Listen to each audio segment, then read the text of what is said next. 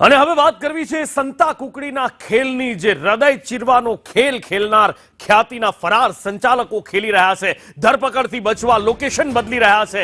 કાર્તિક પટેલ ઓસ્ટ્રેલિયાથી ફરાર થઈ ગયો હોવાની માહિતી મળી રહી છે અને જાણવા મળી રહ્યું છે કે ન્યુઝીલેન્ડ ભાગી ગયો છે. કાર્તિકને રેડ કોર્નર નોટિસ અંગે ક્રાઇમ બ્રાન્ચ અસમંજસમાં છે અને સાથે જ આરોપીઓને સગા સંબંધી મદદ કરતા હોવાની પણ આશંકા છે. એની સાથે સાથે એક સંજય પટોળિયાની માહિતી પણ આવી રહી છે સામે કે તેણે આગોતરા જામીન અરજી કરી છે. સહયોગી મનીષ મારી સાથે જોડાયા છે. મનીષ, આગોતરા જામીનની અરજી થાય છે, કાર્તિક પટેલ લોકેશન બદલતો રહે છે, રેડ કોર્નર નોટિસ આપવી કે નહીં એ બાબતે અસમંજસ છે અને હજી સુધી કોઈનું લોકેશન નથી મેળવી શકાતું. ગૃહ વિભાગ માટે આનાથી મોટી નાલેશી બીજી કઈ હોઈ શકે? છે એમને કે કંઈ ફરક પડે એમ નથી, એટલા માટે કારણ કે લોકેશન ટ્રેક કરવાની વાતો હોય તો ત્યાં સુધી માત્ર ને માત્ર એ ઉઠા ભણાવવા જેવું લાગે છે.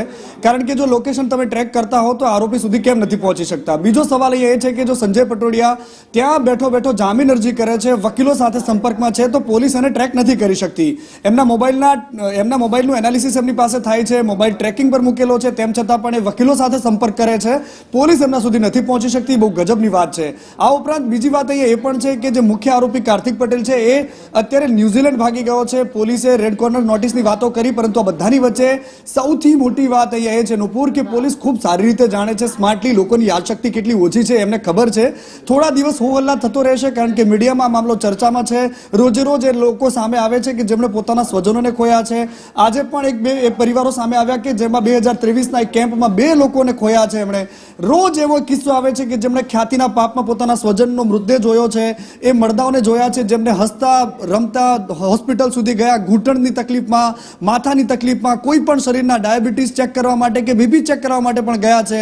એવા લોકોની પણ વળતી લાશ આવી છે અને એટલા જ માટે સવાલ અહીંયા થઈ રહ્યો છે નુપુર કે આ લોકો ખૂબ સારી રીતે જાણે છે જો મોટા મોટા કાંડ થઈ ગયા ગુજરાતમાં તમામ વસ્તુ ભૂલી શકાતી હોય તો આ તરત ભૂલી શકાશે ને એટલા જ માટે પોલીસ બહુ શાંતિથી આરામથી પોતાની પ્રક્રિયા કરી રહી છે. જો મેં પહેલા પણ કહ્યું હતું મારી વાત કે ખૂંખાર આતંકીઓને પકડવાની વાત થતી હોય પરંતુ આ આતંકીઓ તો નથી, તેમ છતાં પણ નથી પકડી શકતી પોલીસ. અને બીજી બાજુ પીએમ જે યોજના છે એના કર્મચારીઓ ક્યાંક ને ક્યાંક એનું મિલાપીપણું છે અને એટલા જ માટે આખા કૌભાંડને એક ક્લિક કરો અને તમારું ક્લેમ પાસ થઈ જાય, આટલી સ્પીડથી કામ કરતી આપણી આ પોલીસ આપણે જોઈ શકીએ છીએ. નોપોર.